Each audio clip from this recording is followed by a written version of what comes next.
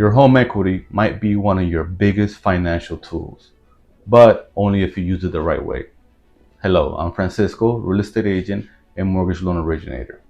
And in this video, we're going to go over 6 smart ways that homeowners are using their equity to build wealth, do renovations, and even create a little cash flow for themselves. We'll go over the risky, the good, and when sometimes it's better to just do nothing. Let's start off with the classic, the cash out refinance. This is where you refinance your current mortgage into a larger mortgage and receive the difference in cash. A lot of people use this for major renovations to pay off debt like credit cards and to even fund the down payment on your next investment property. But here's the catch. You're starting off a brand new loan, so your interest rates might go up. So if you're thinking about using the strategy, just make sure that the return on whatever investment you're getting into is larger than the interest that you'll be paying on this new loan. If it's not, then it's not worth it. And next is the HELOC, or home equity line of credit. Think of it as a credit card, and it's backed by the equity in your house. It's revolving, so you get what you need whenever you need it, and you only pay interest on the money that you have used up. This is good for phase renovations, paying off tuitions, and if you're an investor, funding a rehab or a flip. But there is a catch. It has variable interest rates. So if the market interest rate goes up, then your payment does go up with it.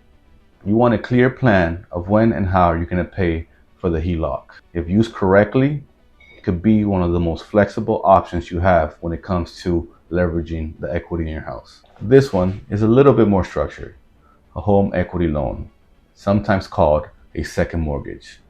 It gives you a lump sum of cash and you pay it back at a set interest rate with consistent monthly payments. It's solid if you're funding something like a business launch and or if you have a big one-time expense that you want to take care of. Anything in which you want predictable payments. The great thing is that it doesn't touch your first mortgage. So if you got a great rate locked in your first mortgage, you get to keep that great rate. So just know that you'll now have 2 mortgages. So just make sure that your budget can handle this second mortgage. Now, let's say you don't need cash, you just want better terms. That's where the rate and term refinance comes in. It's all about lowering your monthly payment or lowering the term of your loan so that you could pay off the house faster. It's a great way to free up cash flow, maybe enough to invest somewhere else. But you are starting off a brand new loan and there will be closing costs. So make sure that whatever it costs you to get these better terms saves you money in the long run. Now, let's talk about the move that gives you access to all of your equity, selling your home. If you've built up a lot of equity and are thinking about downsizing, relocating, or even investing into multiple properties, this might be the play for you. Some people sell their home and use the proceeds to buy a smaller property and then use the leftover cash to invest into 1 or 2 properties. It's a huge change, but it can level up your finances. Just make sure that you got your next move planned before you make this big jump. And then sometimes the best move is to do nothing at all.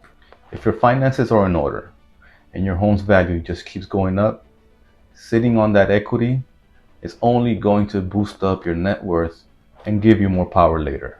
You're not taking on new debt, and when the right opportunity shows up, you're ready to go. So yeah, doing nothing, that's still a strategy you could use if it makes sense for you. If you pull equity from your house, just keep these couple of things in mind. First, your home is on the line. So if you can't make the payments, foreclosure is a risk. Second, you still need to qualify. So your credit, income, and debt all still matter. Third, this is the most important one. If you're using that money to invest, your returns have to be higher than the new debt you're putting on yourself. If it's not, then it's not worth it. And finally, watch the market. Home values and interest rates will really dictate how good or bad your timing is. If you're thinking about using your equity, but not sure which move is best for you, drop me a comment or send me a direct message and I'll help you figure it out. And if this video was helpful for you, forward it to somebody else that might use it and hit the like button. And subscribe for weekly updated real estate tips. And once again, thank you for watching Francisco's Key Insights. See you next time.